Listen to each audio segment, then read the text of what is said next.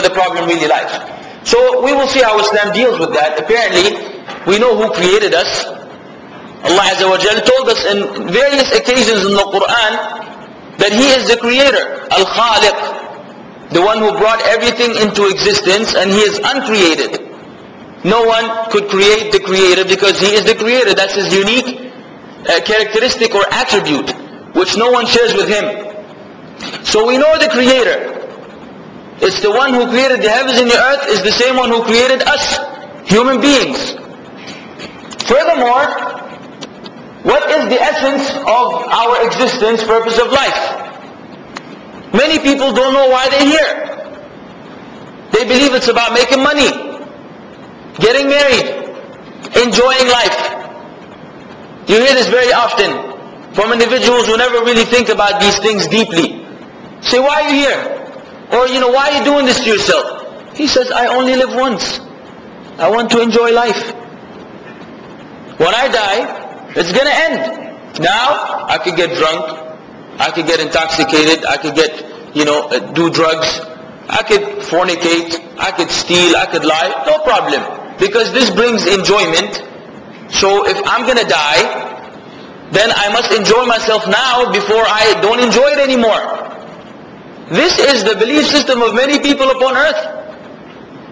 But of course we don't have that particular issue, because Islam gives you clear-cut solutions. وَمَا خَلَقْتُ الْجِنَّ وَالْإِنسَ إِلَّا لِيَعْبُدُونَ. Allah tells us the bottom line of the whole situation. In case you've been questioning, I did not create jinn, which is another form of creation made out of smokeless fire, and ins, the human being, but to worship Allah, meaning to single Him out in worship. يقول أهل العلم يعبدون أي يوحدون. To worship Allah, but you cannot worship others with Him either. To single Him out in worship. That's why we're here. Right now, you're sitting here listening to me, and I'm sitting here speaking to you, and we have absolutely no other objective but that. To worship Allah. So you're here in a state of worship if the intention is correct. And something similar can be said about me. I could be in an act of worship now if my intention is correct, sound, sincere for the sake of Allah. But even when you go out handling your business, if you understand the purpose of life, then you are also engaging in an act of worship. Whether you are giving the salam to someone, or helping someone get off a chair if they're too old, or doing your job properly, or checking up on your family and keeping contact with them, calling them, speaking nicely to your father or your mother, treating your children a certain way, all these are acts of worship. Because Islam teaches us that قُلْ إِنَّ صَلَاتِي وَنُسُكِي وَمَحْيَايَ وَمَمَاتِي لِلَّهِ رَبِّ الْعَالَمِينَ. Say, my prayer, my sacrifice, my life and my death are all for Allah, the Lord of everything. Which entails that everything we do is an act of worship. This is a beautiful solution for those who are looking for solutions. Then you can actually take advantage of your life and utilize it in a certain way where you'll be successful.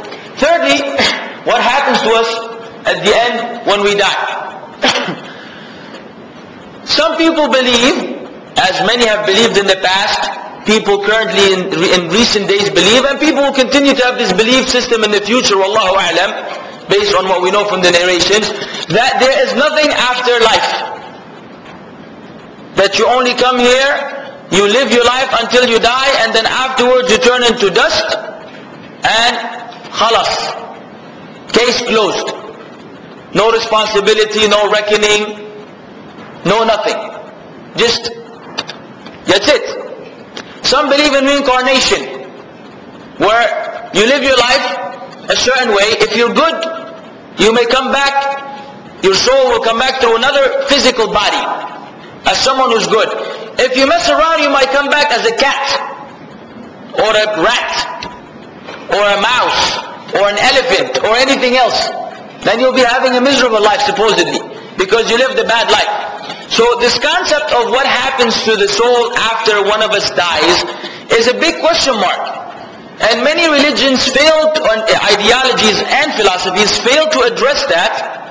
And if they do, it is not based on revelation or authentic information. Because we don't just want somebody to give you answers. I mean, you could ask me anything right now about medicine, and I can come up with answers as long as you want. It doesn't mean that my answers are correct, and it doesn't mean that I'm a doctor or I know what I'm talking about. You can ask me things, what should I do if I break my foot? I say, just say, do some push-ups. So, okay, that's very nice. You're a doctor? Oh yeah, big time. So giving you answers, I may sound confident. Say, oh, I think he's really serious about what he's saying, man. I should go try this. So you go do push-ups and you break your leg even more. Or maybe you break the other one.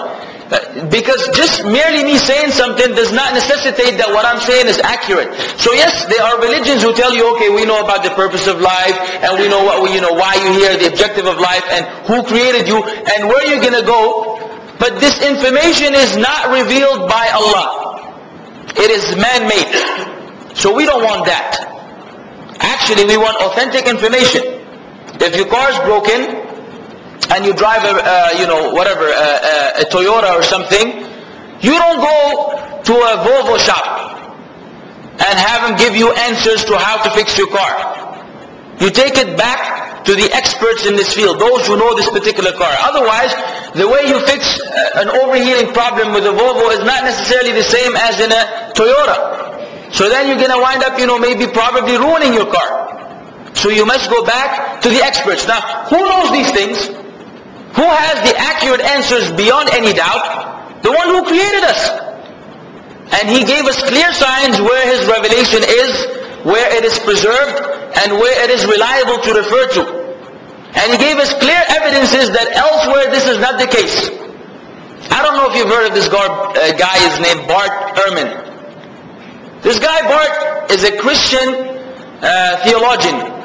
And he is PhD, masters, he is like the top person in the whole probably Christian world in terms of knowledge. He has the highest positions. If you just look at his CV, you get tired of reading. This guy came up with a conclusion after making a study of the Greek manuscripts and the scriptures of the earlier Bibles and the new Gospels of Matthew, Mark, John, and Luke. And he came with the conclusion that he is now agnostic. He does not believe in God anymore. Because he realized the various discrepancies and faults and contradictions that make it impossible for such a thing to be from God. So much so that in his school where he teaches, he asked his students the following. He said, who believes that the Bible is the inspired word of God? Everybody raised his hand. Everyone. He said, okay, good. Who has read the Da Vinci Code? Which is a book that was written regarding, some of the things in Christianity. Everybody raised his hand. He said, good. Who read the whole Bible? Only a few hands came up. He said, this is interesting. You're saying that God inspired a book and no one bothers to read what God had to say?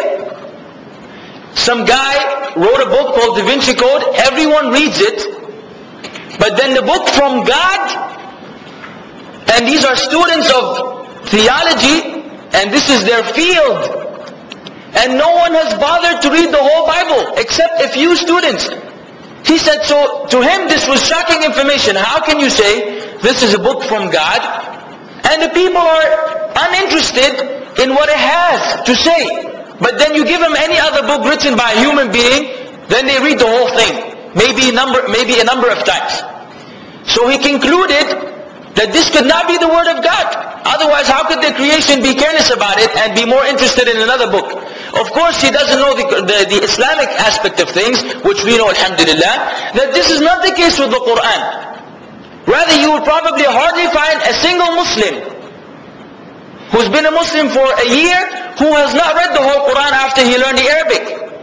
You will hardly find a Muslim who lived a number of years in Islam who hasn't finished the Quran maybe 50, 100 times, maybe more. Because it's the book of Allah. And we are very much interested in reading what it has to say. Sometimes even when we don't understand Arabic,